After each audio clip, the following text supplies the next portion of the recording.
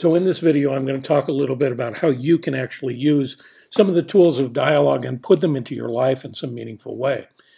Well, the first thing you have to do is create a safe space. You really have to have a safe space for dialogue where people feel comfortable.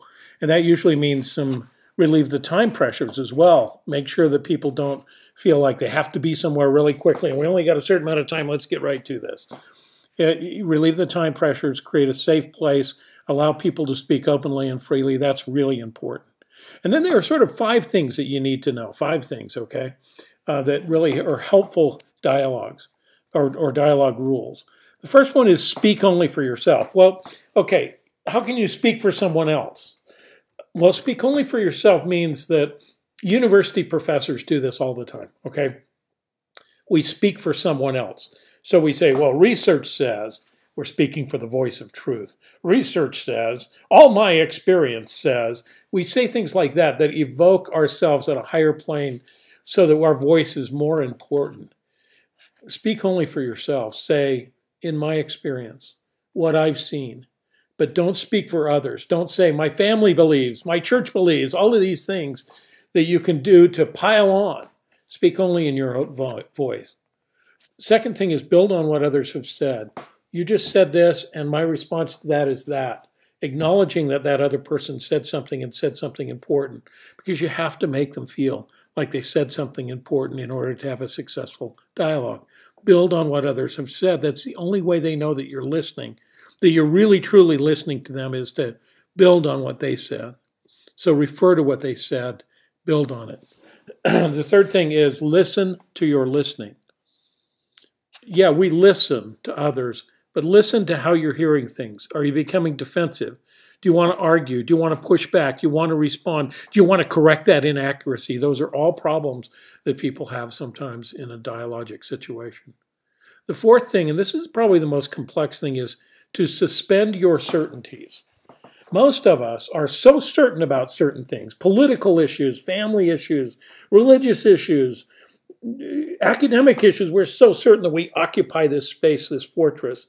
And if you can suspend, you can just let go of those for a minute. I'm not saying trash them. I'm not saying let go of your beliefs.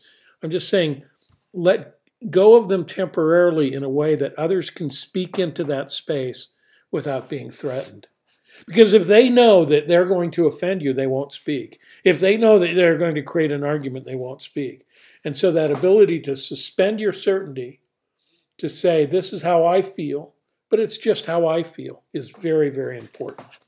The fifth thing is very practical. It's just slow down.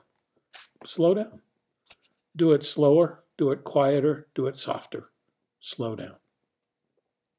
Now, if you're in a marriage relationship or a boyfriend-girlfriend relationship or a relationship with your parents that's been a little bit strained, I want to tell you something you can do that will make a tremendous difference in that relationship using dialogue. And this will also work if you're in a management relationship or a leadership relationship.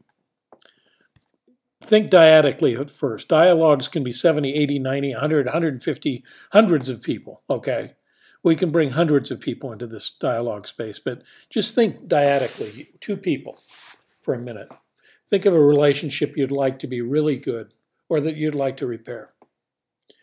Go and set up a time when you can talk to that person. Say, I'd just like to talk. Let's talk sometime. Could be over dinner, could be in a safe space, whatever safe space you can find. You don't have to have a specific topic. But as that person talks and you move into it, ask only neutral questions that are non-judgmental. Now, this is a trick from the Quaker Clearness Committee. The Quakers use this in a clearness committee where somebody who thinks they may want to get married and they don't know who, don't know if it's the right thing to do, don't know if it's the right step to take, and they'll pull together 3 or 4 or 5 elders in there that they know, people they trust, and say, I need a clearness committee. And in that clearness committee, and I've done one of these before with my Quaker brother, I'm not allowed to say anything of what happened in that clearness committee, so it's completely confidential. The second thing is you are not allowed to give advice. You're only allowed to ask questions. And this is what I'm telling you to do, is go into a situation and as you get talking, Turn the corner and only ask questions for 5 or 10 or 15 minutes. Say more about that. How did that make you feel?